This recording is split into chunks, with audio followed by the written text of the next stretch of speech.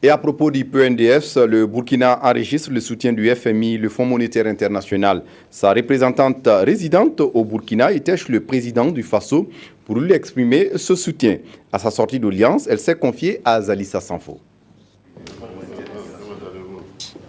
La nouvelle représentante résidente du Fonds monétaire international est ici pour féliciter le Burkina Faso pour l'adoption de son plan national de développement économique et social PNDS. Un plan que le FMI s'engage à accompagner. Nous souhaitons vraiment tout le succès au gouvernement et à tous les acteurs qui y contribueront pour son succès.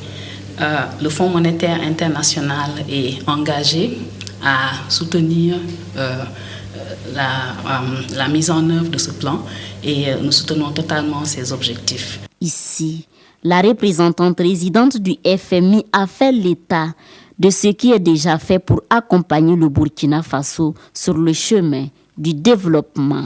Dans ce cadre, nous avons des activités qui couvrent 3 axes principalement. La première activité, le premier axe bien sûr, c'est le soutien financier que nous faisons au travers de notre facilité élargie de crédit. Nous avons décaissé au titre de cette facilité déjà 15 milliards de dollars en 2016 sur un total de 18,7 milliards.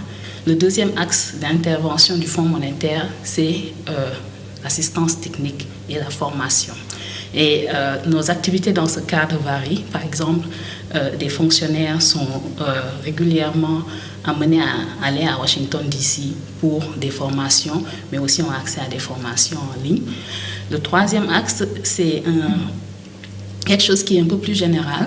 On contribue au maintien de la stabilité macroéconomique. Pour la représentante du FMI, le Burkina Faso a su donner une leçon de démocratie au monde entier.